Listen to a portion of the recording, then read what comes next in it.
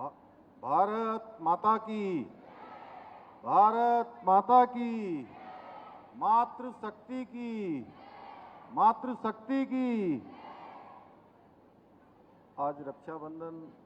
पर्व के अवसर पर आयोजित इस रक्षाबंधन पर्व के समारोह में हम सब के बीच में जिनका उद्बोधन हम सबको मिलेगा, ऐसे हमारे देश के बहुत वरिष्ठतम नेता जिन्होंने अनेकों अनेक अपने कामों से जन जन को लाभान्वित करने का काम किया है। अभी मेरे से पहले पूर्व वक्ताओं ने बोला कि जल जीवन मिशन हर घर जल से नल पहुंचाने का काम है। जिनके समय में ये योजना प्रारंभ हुई,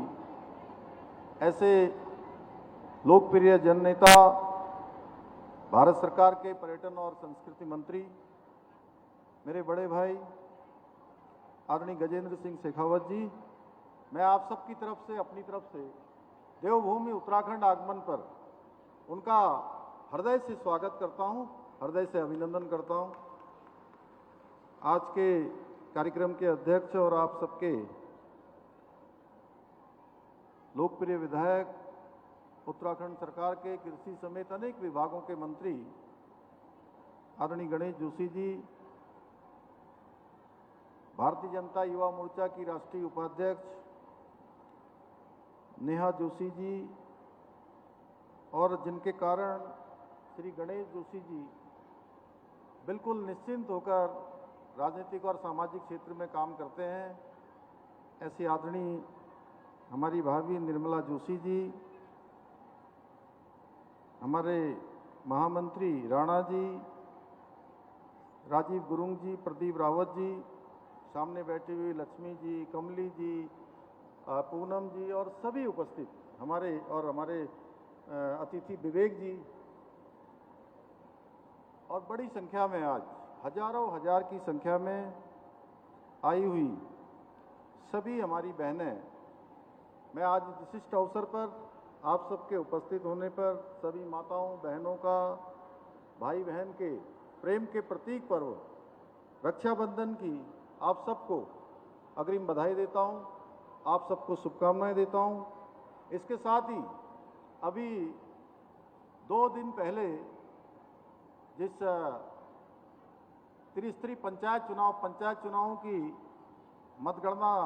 भी समाप्त हुई, पंचायत चुनावों का जो काम आप सब लोगों ने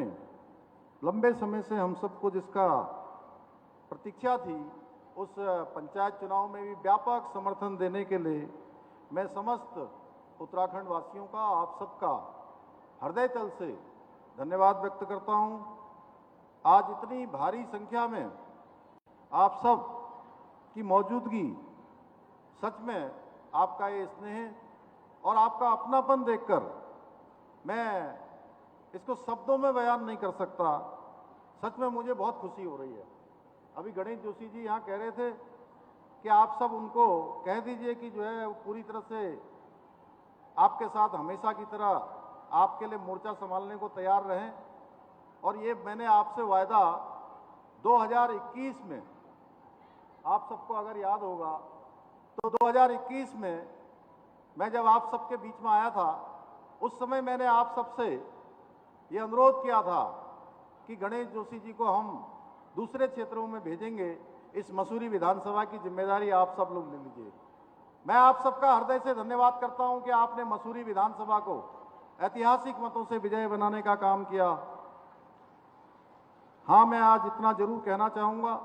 आप सभी के प्रेम और आशीर्वाद से मुझे प्रदेश की और अधिक सेवा, अपनी बहनों के इस उत्साह और आशीर्वाद को देखकर हमेशा मुझे ऊर्जा मिलती है। बहनों, रक्षाबंधन का पर्व पारस्परिक प्रेम, स्नेह और विश्वास का प्रतीक पर्व होने के साथ ही हमें हमारे सामाजिक कर्तव्यों का बोध कराने वाला भी है, जो बहनों के प्रति हमारे कर्तव्यों की हमें हर वर्ष स्मरण कराता है, याद दिलाता है। आप सभी जानती हैं कि हमारे आदरणीय प्रधानमंत्री श्री नरेंद्र मोदी जी हमारी बहन बेटियों को सक्षम बनाने के लिए, आत्मनिर्भर बनाने के लिए, उनके जीवन को ऊपर उठाने के लिए निरंतर कार्य कर रहे हैं। जहां एक और बेटी बचाओ बेटी पढ़ाओ योजना, सुकन्या समृद्धि योजना और उज्ज्वला योजना जैसी अनेक योजनाएं, उनके माध्यम से मोदी सरकार बेटियों को और महिलाओं को आत्मनिर्भर बनाने का प्रयास कर रही हैं। वहीं अभी नेहा जोशी ने कहा कि हमने भी आदरणीय प्रधानमंत्री श्री नरेंद्र मोदी जी के मार्गदर्शन में, उनकी प्रेरणा से 2022 के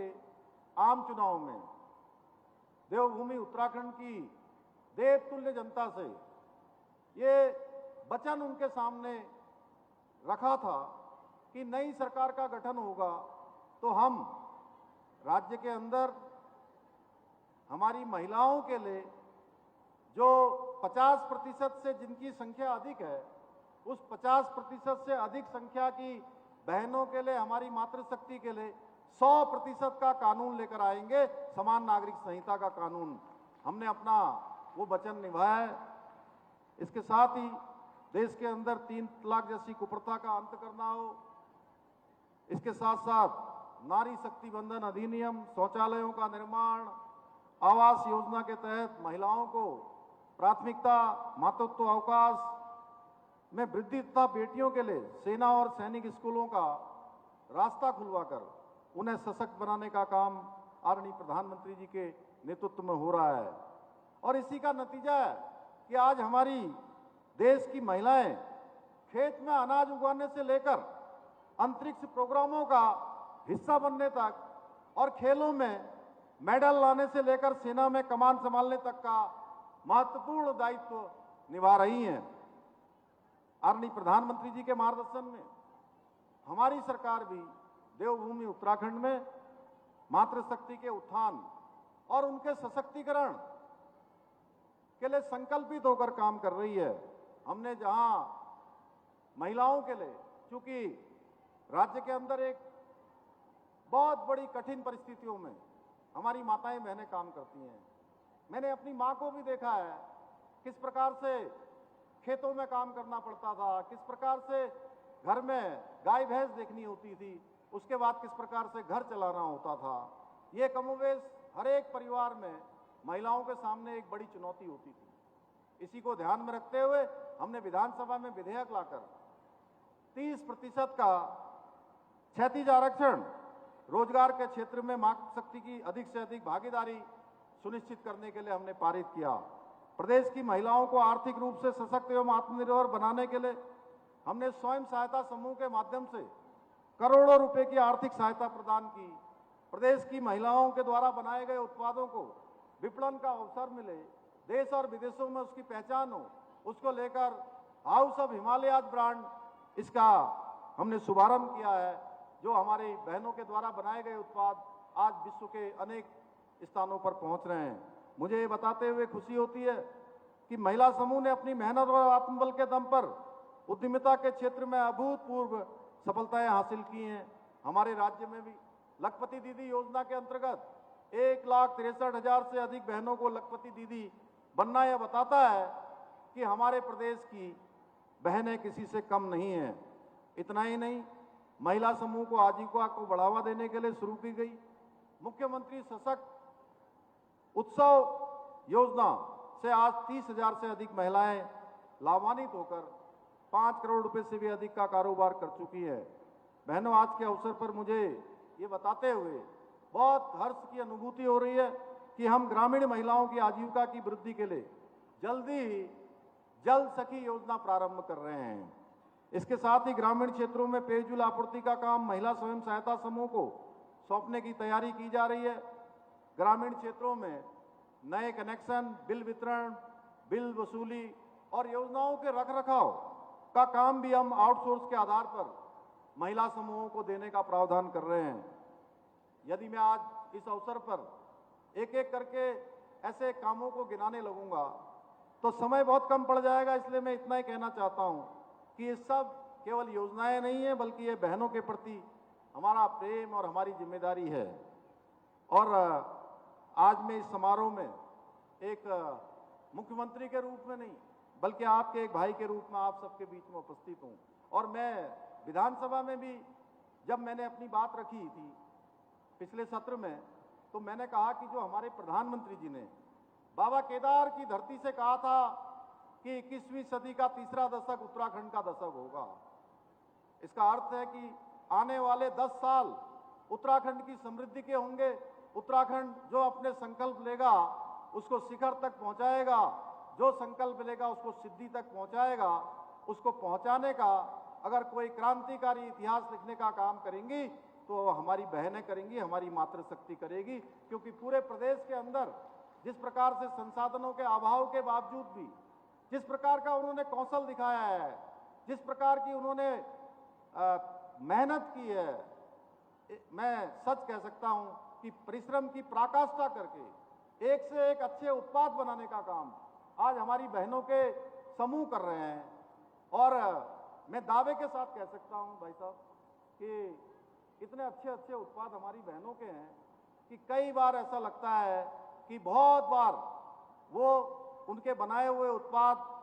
अंतर्राष्ट्रीय जो हमारी मल्टीनेशनल कंपनियां हैं उन मल्टीनेशनल कंपनियों को भी पीछे छोड़ती हैं। इस प्रकार से वो काम कर रही है। इसलिए मैं आप सभी से अपील करता हूं कि प्रदेश की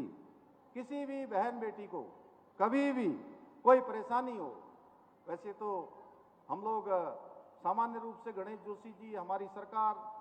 सभी लोग, सारे मंत्रीगण इस काम में लगे होते हैं, लेकिन आप सब मेरे कार्यालय से भी सीधे संपर्क कर सकते हैं। मेरा प्रयास रहेगा मैं स्वयं आपकी परेशानी का संज्ञान लेकर उसका निस्तारण करूं और एक भाई होने का कर्तव्य निभा सकूं। बहनों, हमारा लक्ष्य उत्तराखंड को देश का श्रेष्ठ राज्य बनाने का है और इस लक्ष्य के प्राप्ति के लिए हमें हमेशा से जैसे आपका आशीर्वाद, आपका सहयोग, आपका समर्थन हमें मिलता रहा है, वो भविष्य में भी मिलता रहेगा। मुझे पूरा विश्वास है प्रदेश की महिला शक्ति का समर्थन हमारे सरकार के सशक्त मातृशक्ति सशक्त राज्य के विकल्प रहित संकल्प को पूर्ण करने में अवश्य ही सहायक होगा। इन्हीं शब्दों के साथ एक बार फिर से मैं पुनः आप सबको रक्षाबंधन की बधाई देता हूं, शुभकामनाएं देता हूं और आदरणीय गजेंद्र जी का देवभूमि उत्तराखंड आगमन पर उनका एक बार फिर से आप सब की ओर से धन्यवाद करते हुए, अपनी तरफ से धन्यवाद करते हुए मैं अपनी बात को समाप्त करता हूं। बहुत बहुत धन्यवाद। धन्यवाद आदरणीय महोदय। अब हमारे बीच हमारे जो मुख्य अतिथि हैं माननीय श्री गजेंद्र सिंह शेखावत जी, मैं उनके विषय में थोड़ा सा आप लोग को परिचय देना चाहूँगी। आप 2024 से संस्कृति एवं पर्यटन मंत्री भारत सरकार के रूप में कार्यरत हैं। आप जोधपुर लोकसभा का प्रतिनिधित्व करने वाले भारतीय जनता पार्टी के संसदीय सदस्य हैं। आदरणीय श्री गजेंद्र सिंह शेखावत जी छात्र जीवन से ही सियासत में सक्रिय रहे हैं। आप एक अनुशासित एवं गंभीर सरल हृदय नेता हैं। आप का जो राजनीतिक सफर है वो छात्र संघ अध्यक्ष के रूप में शुरू हुआ था और फिर आपने सीमा जन कल्याण समिति, स्वदेशी जागरण मंच एवं विभिन्न संघ के दायित्वों का निर्वहन किया। आपकी विशेष रूप से जो उपलब्धि रही है, राजस्थान जिले के आसपास रहने वाले नागरिकों की शांति के लिए आपने भारत पाक सीमा पर 40 स्कूल और 4 छात्रावास व नागरिक सुरक्षा के लिए विशेष रूप से कार्य किया है। 2014 में लोकसभा का चुनाव लड़ा और कांग्रेस प्रत्याशी को 4,10,000 वोटों से हराया, जो कि जोधपुर का रिकॉर्ड है। आज तक वहां कभी किसी ने ऐसा नहीं किया। आपने केंद्रीय मंत्रिमंडल में कृषि एवं कल्याण राज्य मंत्री के पद पर काम किया। 2019 में दोबारा जोधपुर से लोकसभा का चुनाव लड़ा और कांग्रेस प्रत्याशी वैभव गहलोत को 2,74,000 वोट से हराया और आपको पुनः मोदी सरकार में कैबिनेट मंत्री के रूप में जल शक्ति मंत्रालय का कार्य सौंपा गया। हमारे आज के मुख्य अतिथि बहुत कम समय में कार्यकर्ता से सांसद, राज्य मंत्री, थोड़ा सा सर जानना चाहेंगे। और सबसे बड़ी विशेषता सर, एक बात और कहना चाहूँगी कि आप के पास मिलने के लिए कभी किसी कार्यकर्ता को और जनता को अपॉइंटमेंट नहीं लेना पड़ता। आपकी सरलता इतनी ज़्यादा सरल सौम्य है, ये एक विशेष बात है जनप्रतिनिधि होने के नाते। आपका धन्यवाद, आभार। मुझे लगा ये दीदी बहुत देर तक नहीं रुकेंगी, इसलिए मैं खड़ा हो जाता हूं। बोले भारत माता की, भारत माता की। रक्षाबंधन के इस भव्य और गरिमामयी समारोह में मंच पर हम सब के बीच में उपस्थित उत्तराखंड के यशस्वी और सम्माननीय मुख्यमंत्री, मेरे छोटे भाई श्री पुष्कर सिंह धामी जी, मंच पर उपस्थित उत्तराखंड सरकार के सम्माननीय मंत्री और मसूरी के यशस्वी विधायक आदरणीय श्री गणेश जोशी जी, मंच पर उपस्थित आदरणीय मेयर साहब, आदरणीय जिलाध्यक्ष जी, हम सब की भाभी आदरणीय निर्मला जोशी जी, मंच पर उपस्थित युवा मोर्चा की राष्ट्रीय उपाध्यक्ष आदरणीय नेहा दीदी, माननीय महामंत्री राणा जी, दोनों मंडल अध्यक्ष, मंच पर उपस्थित, मंच के सामने उपस्थित सभी सम्मानित जनप्रतिनिधिगण, पार्टी के दायित्ववान कार्यकर्ता, भगवा का वेश धारण करके इस धर्म की ध्वजा को अक्षुण्ण रखने के लिए अपना जीवन समर्पित करने वाले टपकेश्वर मंदिर के सम्माननीय महंत जी, कार्यक्रम में उपस्थित गणेश जोशी जी की इतनी सारी बहनें। मुझे भगवान ने 6 बहनें दी। मेरे परिवार में, मेरे दादा के परिवार में मेरी 6 बहनें, मैं 6 बहनों का इकलौता भाई, और मुझे बचपन से लेकर के अब तक मेरी बहनों का असीम स्नेह और प्यार मिला। लेकिन आज मुझे यहां आकर के गणेश जी आपसे थोड़ी थोड़ी ईर्ष्या हो रही है। मुझे तो 6 मिली और आपको मुझे लगता है कि 26,000 मिल गई। जब गणेश जोशी जी पहली बार मुझे निमंत्रित करने के लिए आए थे, आज से 3 साल पहले, और इस कार्यक्रम के बारे में इन्होंने चर्चा की थी, और जब इन्होंने मुझे कहा था, मेरा गणेश जी से परिचय था, मैं ये मानता था कि ये फौजी आदमी है, संजीदा नेता हैं, बहुत अच्छी बात करते हैं, जो वास्तविकता होती है वही कहते हैं। जब इन्होंने मुझे कहा कि मेरे रक्षाबंधन उत्सव में 20,000 बहनें आती हैं और 20,000 बहनें आकर के मुझे राखी बांधती हैं, मैंने मन में सोचा कि मैं मानता तो ठीक ठाक आदमी था, ये तो कुछ मानने लगता है कि बंडल मार रहे हैं। मुझे एकाएक भरोसा नहीं हुआ था कि 20,000 बहनें किसी व्यक्ति को इस तरह से राखी बांधने के लिए अपना प्रेम, और प्रेम के साथ में, प्रेम प्रदर्शन के साथ में अपनी रक्षा का संकल्प लेने के लिए, रक्षा सूत्र बांधने के लिए एक साथ किसी व्यक्ति के साथ लिए एक दिन एकत्रित आती होंगी। मैंने सहज रूप से इस बात पर विश्वास नहीं किया। लेकिन जब 2023 के कार्यक्रम में राजस्थान के चुनाव के चलते हुए एकाएक मेरा कार्यक्रम परिवर्तित हुआ, मैं कार्यक्रम में नहीं आ पाया, और उसके बाद में जब मैंने मीडिया में, सोशल मीडिया में अपने सूत्रों से कार्यक्रम के बारे में जानकारी एकत्र की, तो मुझे लगा ये गणेश जोशी जी जो बात कहते हैं वो बात तो सही है, इसमें कुछ गड़बड़ तो नहीं। और इसी के चलते अब की बार मुझे आप सबके बीच में आने का सौभाग्यपूर्ण अवसर मिला। मैं इस विहंगम दृश्य, जो आज इतनी सारी बहनों की उपस्थिति में रक्षाबंधन उत्सव मनाया जा रहा है, मैं देख करके अभिभूत हृदय से गणेश जोशी जी को इस कार्यक्रम के लिए बहुत सारी बधाई देना चाहता हूं, इनका अभिनंदन करना चाहता हूं। ये बहुत बड़े विश्वास का प्रतीक ऐसा कार्यक्रम हो सकता है। मुझे जैसा मेरा परिचय कराते हुए कहा जा रहा था, मुझे लंबे समय तक जीवन में सीमावर्ती क्षेत्र पर, बॉर्डर पे काम करने का अनुभव मिला। जब हम बॉर्डर पे काम कर रहे थे, राजस्थान का जो पश्चिमी राजस्थान का पाकिस्तान से लगता हुआ सीमावर्ती क्षेत्र है,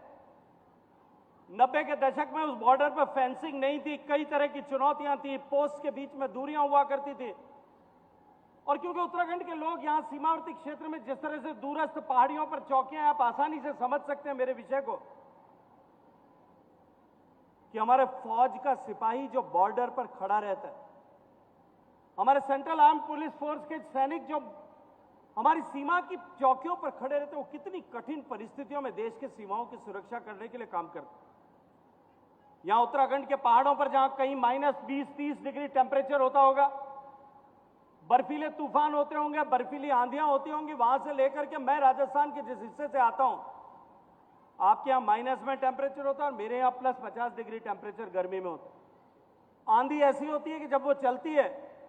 तो 5-6 फुट भी दूर कुछ दिखाई नहीं देता, क्योंकि चारों तरफ धूल उड़ती है, मिट्टी उड़ती है। उस कठिन परिस्थिति में, गर्मी में और सर्दी में, माइनस टेम्परेचर में, वहां सिपाही जो सीमा पर खड़ा रहता है, हमने एक कार्यक्रम शुरू किया था मुख्यमंत्री, और कार्यक्रम था कि हम सीमावर्ती क्षेत्र पर काम करने वाले सिपाहियों के लिए राखियों को बनवा करके, और वह राखी भी हम बाजार से नहीं खरीदते, विद्यालयों में जाकर के अपने अनाम सैनिक बंधु के लिए आप एक राखी बनाएं। ऐसी बहनों को गर्ल्स स्कूल में जाकर के उनसे आग्रह करते थे, और वो हजारों की संख्या में राखी, और उस राखी के साथ में जिस बंधु को, जिस सैनिक को ये राखी बांधी जाएगी, उसके लिए एक संदेश आप अपनी तरफ से उस अपने भाई को, सैनिक भाई को एक संदेश लिखें। वो संदेश लेकर के हम योजनाबद्ध तरीके से हमारे कार्यकर्ता राजस्थान की उस 1000 किलोमीटर की सीमा पर हर बूथ, हर पोस्ट पर जाकर के और सैनिकों को राखी बांधते थे, ताकि उनको त्योहार के समय में अपनी सूनी कलाई देख करके अपनी बहन का साथ न होने का दुख उनको न सताए। और जब हम देखते थे वो चिट्ठी, जब वो पढ़ते थे, जिस बहन ने अपने अनाम भाई के लिए, जिसको वो जानती नहीं है, उसके लिए जो वो चिट्ठी लिखी हुई पढ़ते थे, मैंने देखा है, मुझे लगभग 20-22 साल तक लगातार हर राखी पर इस तरह सीमावर्ती क्षेत्र पर जाने का अनुभव मिला, सौभाग्य मिला। उस चिट्ठी को पढ़ करके सैकड़ों सैनिक जो हैं वो बच्चों की तरह जार रोते थे उसको याद करके, और उसके बाद में उनमें से कई सारे सैनिकों के जीवन पर्यंत रिश्ते उसके चलते हुए बन जाते। लेकिन आज यहां का दृश्य देख करके मुझे निश्चित रूप से अत्यंत प्रसन्नता भी होती है, और जैसा सौभाग्य आदरणीय गणेश जोशी जी को मिला है, इन्होंने जो अर्जित किया है, जो सृजित किया है, इसको देख करके मुझे इनकी प्रशंसा करने का के शब्द मेरे जो हैं वो कम पड़ने लग जाते। तो हमारा भारत देश ये संस्कृति का धनी देश है, ये उत्सवों का, ये पर्वों का, ये त्योहारों का देश है। हमारे ऋषियों ने, मनीषियों ने जीवन के हर पक्ष, जीवन के हर रिश्ते, उन सब के साथ में, उन सब के निमित्त कहीं ना कहीं प्रकृति और पर्यावरण के हर घटक के साथ हमारा साहचर्य संबंध बने, उसके लिए कहीं ना कहीं किसी व्रत की, त्योहार की, किसी पर्व की, उत्सव की संकल्पना की। और इस उत्सव और त्योहारों की संकल्पना की जो बड़ी माला है, उसमें जो सबसे चमकता हुआ हीरा इस देश के त्योहारों में है, मैं जिम्मेदारी के साथ में कहता हूं, बहनों का भाई होने के नाते, कि वो रक्षाबंधन का उत्सव। ये रक्षाबंधन आदिकाल से जिसकी कल्पना भारत में की गई, यह आज कालांतर में सिमटते सिमटते आप भाई बहन के त्योहार के रूप में हो गया। बड़ा याद करिए, दानवेंद्रो बलिर राजा, दानवेंद्रो बलिर राजा, जो श्लोक लिखा गया, दान बद्धो बलिर राजा दानवेंद्रो महाबली, उस श्लोक में राजा बलि से भगवान खुद जाकर के और अपना रक्षा सूत्र बांध करके उससे आशीर्वाद प्राप्त करके उससे कुछ मांगते, वहां से लेकर के कि व्यक्ति जो है जिसको रक्षा सूत्र बांधे। इतिहास में अनेक ऐसी जो है उदाहरण मिलते हैं। मेरी वीर माता बहनें यहाँ बैठी हैं, जो वीर नारियां, वीर माताएं यहाँ आई भी हैं, मैं उनका अभिनंदन करने में कहना चाहता हूँ। मैं सैनिकों के परिवार से आने वाला व्यक्ति हूँ। रानी कर्मवती की घटना मध्य भारत के इतिहास में, मध्यकालीन इतिहास में आप सबने पढ़ी होगी, जब उसने एक रक्षा सूत्र भेज करके अपनी रक्षा का संकल्प मांगा, और तब किस तरह से उसकी रक्षा की और उन्होंने शत्रु को पराजित किया। ऐसी अनेक गाथाएं हमारे इतिहास में दर्ज। भारत के इतिहास में ढूंढने जाएं, अनेक बहनों ने जब रक्षा का सूत्र, संकल्प सूत्र बांधा होगा, या बहन ने जब अपनी रक्षा, अपने सम्मान की, अपने स्वाभिमान की रक्षा के लिए कहीं याचना की होगी, अनेक लोगों ने अपनी पीढ़ियां कुर्बान कर दी। लेकिन भारत में इस तरह के त्योहारों की जो संकल्पना थी, वो धीरे धीरे कालांतर में पारिवारिक उत्सव के रूप में केवल परिवार की बहन औपचारिक रूप से अपने भाई को राखी बांधे, यहां तक सिमट गया था। लेकिन आज उस पारिवारिक उत्सव को एक बार फिर सामाजिक उत्सव के रूप में जिस तरह से गणेश जोशी जी ने विस्तार दिया है, मैं उसके लिए भी एक बार फिर गणेश जोशी जी का बहुत सारा अभिनंदन करना चाहता हूं। मेरी बहनें यहां बैठी हैं, ये सब जानती हैं कि रक्षा केवल एक, रक्षा सूत्र केवल एक धागा मात्र नहीं होता, वो रक्षा का, प्रेम का, संकल्प का, उसका प्रतीक। और ये पर्व हमें बताता है ये समाज में हर नारी की रक्षा करना, उसकी गरिमा की रक्षा करना, वो केवल परिवार का या मां जन्म में सहोदर भाई का केवल कर्तव्य नहीं है, पूरे समाज का कर्तव्य है, देश के हर एक नागरिक का कर्तव्य। और तभी जैसा आदरणीय मुख्यमंत्री जी ने अभी कहा, माननीय प्रधानमंत्री जी के नेतृत्व में देश की नारियों का सम्मान बढ़े, उनका स्वाभिमान जागृत हो, उसको लेकर के अनेक योजनाएं प्रारंभ की गई। 2014 से लेकर के जब यात्रा माननीय प्रधानमंत्री जी के नेतृत्व में प्रारंभ हुई, आप सब देखिए कि प्रधानमंत्री बनने से पहले जब उन्होंने संकल्प देश के लोगों के सामने संसदीय दल का नेता चुने जाने के समय किया था, उन्होंने कहा था कि मेरी सरकार गांव, गरीब, किसान, पीड़ित, महिला, शोषित और वंचित, इन सब के लिए समर्पित होकर के काम करेगी। आज गरीब कल्याण की जितनी योजनाएं माननीय मुख्यमंत्री जी ने चर्चा की, मैं ज्यादा विस्तार नहीं देना चाहता। गरीब को घर मिले, गरीब के घर में बिजली पहुंचे, गरीब के घर में शौचालय बन पहुंचे, गरीब के घर तक पीने का पानी पहुंचे, हर मां को जो है वो बैंक के खाते के साथ में कनेक्ट किया जाए, गैस का चूल्हा उसके घर तक पहुंचे। इन सब योजनाओं के मूल में यदि किसी एक वर्ग के कल्याण का मंत्र था तो वो था महिलाओं के जीवन में परिवर्तन लाने के, ताकि वो इन मूलभूत आवश्यकताओं के अभिशाप से मुक्ति पाकर के देश के निर्माण में अपना योगदान कर सकें। इस संकल्प के साथ में इन योजनाओं का सूत्रपात किया गया। योजनाएं इस देश में पहले भी बनती थी, लेकिन इन योजनाओं को केवल भाई भतीजावाद के चलते कुछ लोगों तक, अपने वोटों के वोट बैंक को सुनिश्चित करने के लिए कुछ लोगों तक उस योजनाओं का विस्तार होता था। लेकिन देश के प्रधानमंत्री ने यह संकल्प किया कि विकास की योजनाओं में हम किसी तरह की कोई बंधन नहीं होगा, 100% सैचुरेशन, 100% लोगों तक लाभ पहुंचे, इस संकल्पना के साथ में काम करेंगे। आज हम देख रहे हैं कि देश के हर घर तक हर गरीब को घर मिला है, हर गरीब के घर में बिजली पहुंची है, हर घर तक शौचालय बना है। कल्पना करके देखिए, जब देश आजाद हुआ तब से लेकर के 2014 तक, मुझे याद आता है माननीय मुख्यमंत्री जी जब 2014 में एक सांसद के नाते मुझे माननीय प्रधानमंत्री जी ने यूनाइटेड नेशंस में एक बैठक में भेजा, तब सस्टेनेबल डेवलपमेंट गोल्स जो है, सतत विकास के लक्ष्य तय हो रहे, मिलेनियम डेवलपमेंट गोल्स समाप्त हो चुके, नए लक्ष्य तय किए जा रहे थे। सैनिटेशन और पानी, इन दोनों विषयों पर जब वहां चर्चा हो रही थी, उस चर्चा में भाग लेने के लिए भारत का प्रतिनिधि बना करके मुझे भेजा। मैं पहली बार, मुझे सौभाग्य मिला था कि मैं संयुक्त राष्ट्र संघ के कार्यक्रम में उपस्थित हो सकूं और भारत का प्रतिनिधित्व कर सकूं। मुझे अत्यंत गर्व की अनुभूति हो रही जब मैं वहां जाकर के संयुक्त राष्ट्र संघ के उस हॉल में बैठा, भारत का झंडा लगा था, सम्मान के उसके पीछे साथ में भारत के नाम लिखा, उसके पीछे जाकर के जब मैं बैठा, मुझे अत्यंत गर्व की अनुभूति हो रही। लेकिन जब भाषण प्रारंभ हुआ, यूनाइटेड नेशंस के सेक्रेटरी जनरल ने जब भाषण देना प्रारंभ किया और उन्होंने कहा कि दुनिया में 100 करोड़ लोग ऐसे हैं जो खुले में शौच के लिए अभिशप्त, और उससे आगे उन्होंने कहा उसमें से 60 करोड़ लोग केवल भारत में, और उनके बाद आने वाले हर व्यक्ति ने जब भारत की तरफ चिन्हित करके ये कहा, मुझे बहुत ग्लानि हो रही थी, मुझे बहुत दुख हो रहा था कि आजादी के 67 साल बीत गए, हम देश की 62% आबादी को सामान्य शौचालय की सुविधा नहीं दे पाए। और तब मेरे मन में उस ग्लानि के साथ में जब मैं लौटा, लेकिन धन्यवाद करना चाहता हूं देश के प्रधानमंत्री का कि कुछ ही दिन बाद में लाल किले के प्राचीर से उन्होंने उद्घोष किया कि 5 साल में हम देश के हर घर तक शौचालय पहुंचाने का काम करेंगे। कोई कल्पना नहीं कर सकता। यूनाइटेड नेशंस ने तय किया था कि ऐसे लक्ष्य को पूरा करने में हम 2014 में बैठे थे कि 2030 तक का 15 साल का समय लगेगा, लेकिन आपके आशीर्वाद से बनी हुई सरकार, आपके ताकत के आधार पर बनी हुई सरकार ने 5 साल में उसको पूरा करके दिखाया। और जब मैं 2019 में जल शक्ति मंत्री के नाते उस कार्यक्रम में गया था, तो अब हम कॉलर ऊंची करके खड़े थे, मैं गर्व के साथ में वहां खड़ा होकर के कह रहा था कि हमने 5 साल में 12 करोड़ शौचालय बना करके देश को खुले में शौच से के अभिशाप से मुक्त कर दिया। देश की 40 करोड़ महिलाओं का सम्मान, उनका गरिमा के साथ जो उनको नित्य प्रतिदिन समझौता करना पड़ता था, उस अभिशाप से उनको मुक्त करा दिया। मुझे सौभाग्य मिला जल शक्ति मंत्री के नाते काम करने का, जहां ये दायित्व मेरे साथ ऊपर था। मुझे सौभाग्य मिला जल शक्ति मंत्री के नाते माननीय प्रधानमंत्री जी के विजन के अनुरूप उनके मार्गदर्शन में जल जीवन मिशन प्रारंभ करने का। मैंने तो देखा था पश्चिमी राजस्थान में, यहाँ पहाड़ में भी मैं जानता हूं, नीचे चश्मे से पानी भर के लाने वाली महिला को कितना परिश्रम करना पड़ता। लेकिन पश्चिमी राजस्थान में मेरी माताएं बहनें छोटी उम्र में पानी सर पर ला करके जो यात्रा प्रारंभ करती है सर पर लाने की, वो बूढ़े हो जाती है, कमर झुक जाती है, तब तक वो यात्रा चालू रहती। एक महिला अपने जीवन में पानी लाने के लिए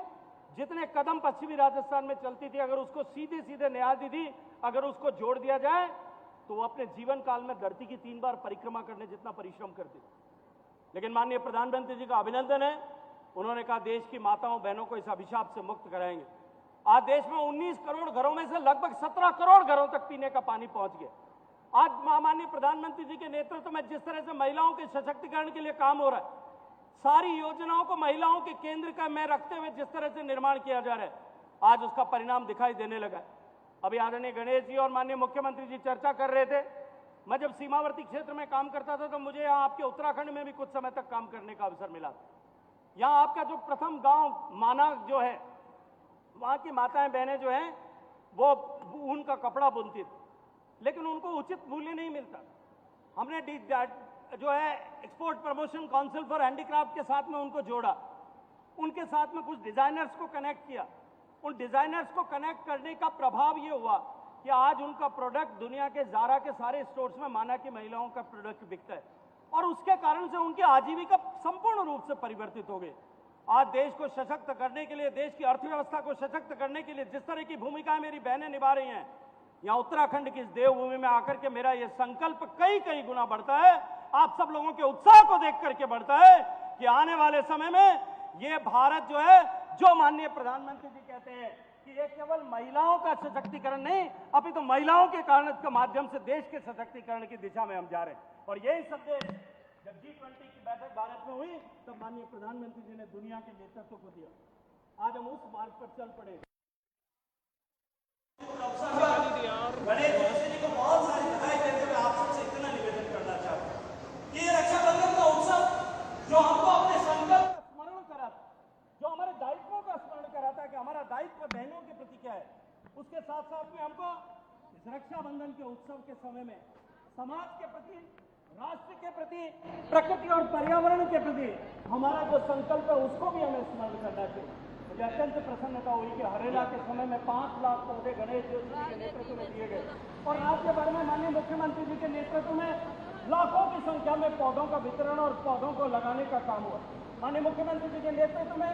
महिलाओं के माध्यम से, जैसा इन्होंने कहा कि माध्यम से सारी आर्थिक गतिविधियां, सरकार की सारी योजनाएं चले, इस दिशा में ये आगे बढ़ रहे हैं। मैं ये मानता हूं कि हम संकल्प लेकर के इस कालखंड में जब हमारा देश संपरिवर्तन के दौर से गुजर रहा है, ट्रांसफॉर्मेशन के दौर से गुजर रहा है, तब हम सब मिलकर के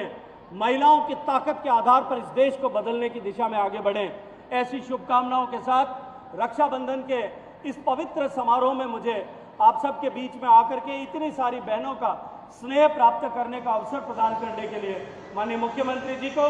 माननीय गणेश जोशी जी को बहुत सारा अभिनंदन करते हुए, यहाँ जो वीर माताएं आई हुई हैं, जो वीर बहनें आई हुई हैं, उन जिन्होंने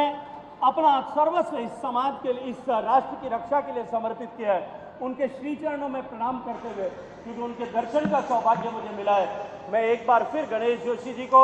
नेहा दीदी और माननीय मुख्यमंत्री जी को बहुत सारी बधाई और अभिनंदन करता हूँ, इनका धन्यवाद करता हूँ। बोलिए भारत माता की, भारत